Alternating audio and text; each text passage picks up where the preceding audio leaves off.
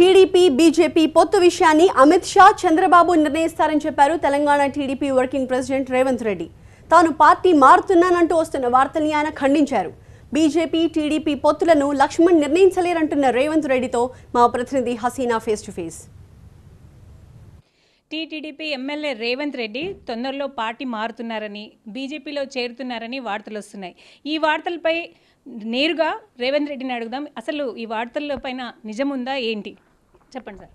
అంటే అప్పుడప్పుడు మామూలుగా విజయవాడ నుంచి కొన్ని మసాలా పత్రికలు వస్తుండే, ఆ మసాలా పత్రికలు మసాలా వార్తలు రాసేవాళ్ళు. ఇవాళ రేపు దినపత్రికలు కూడా ఆ రకంగా తయారైనాయి. ఎలాంటి చర్చ లేకున్నా, ఏ అంశం లేకున్నా ప్రభుత్వం చేసే తప్పుడు ప్రచారం, అందులో భాగంగా కొన్ని పత్రికలు వాళ్ళు ఇచ్చే అడ్వర్టైజ్మెంట్లకో లేకపోతే వాళ్ళు ఇచ్చే మామూళ్ళ కోసం ఇలాంటి వార్తలు రాస్తున్నారు. పొత్తు అంటున్నారు, బీజేపీతో టీడీపీ పొత్తు. అయితే మొన్న లక్ష్మణ్ మాట్లాడుతూ మాకు ఇప్పుడు టీడీపీతో పొత్తు అవసరం లేదు, మేము ఒంటరిగానే పోరాటం చేస్తామంటున్నారు. ఇప్పుడు వారు ఏమంటుండ్రో వారి చేతిలో ఉండేది కాదు. పొత్తు అనేది రేవంత్ రెడ్డి లక్ష్మణ్ చేతిలో జరిగే చర్చ కాదు. అమిత్ షా గారు చంద్రబాబు నాయుడు గారి స్థాయిలో జరిగే చర్చ. అది ఎన్నికలు వచ్చినప్పుడు మాత్రమే చర్చ జరుగుతుంది. కాబట్టి మొన్నటి ఎన్నికలలో పొత్తు పెట్టుకున్నాం, కేంద్రంలో కలిసి పనిచేస్తున్నాం.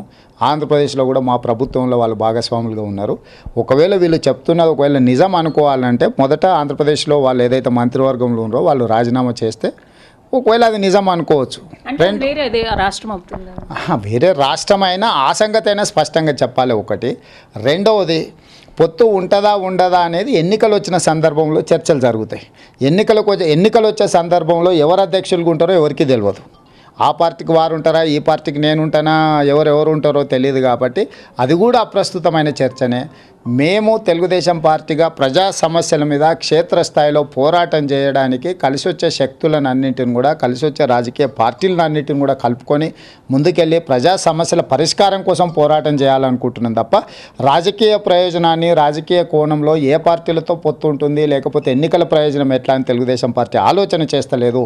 వారి అభిప్రాయం ఉంటే సంతోషం, పొత్తు లేకుంటే, పొత్తు ఉంటే ఒక నమస్కారం, పొత్తు లేకపోతే 2 నమస్కారాలు. దాంట్లో ఏం పెద్దగా ఆందోళన చెందాల్సిన అవసరం లేదు, ఆశ్చర్యపడాల్సిన అవసరం లేదు. అది వాళ్ళ పార్టీ, వాళ్ళ ఇష్టం, వాళ్ళు ఏమైనా నిర్ణయం తీసుకొని.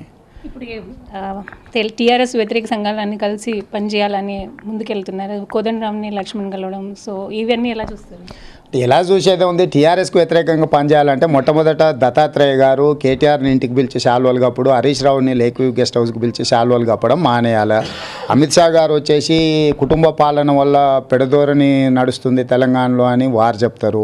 దత్తాత్రేయ గారు ఎంబడే కేటీఆర్ గారిని పిలిచి బ్రహ్మాండంగా మీ కుటుంబం పనిచేస్తుందని శాల్వా కప్తారు.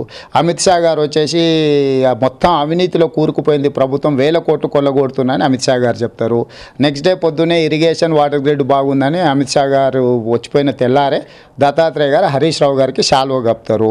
ఈ ద్వంద్వ ప్రమాణాలు, ద్వంద్వ విధానాల వల్ల ప్రజలు కూడా గందరగోళంలో ఉన్నారు. నిజంగానే భారతీయ జనతా పార్టీ అందరినీ కూడగట్టాలి, ప్రభుత్వం మీద పోరాటం చేయాలంటే మనం అందరం స్వాగతించాల్సిన అవసరం ఉన్నది.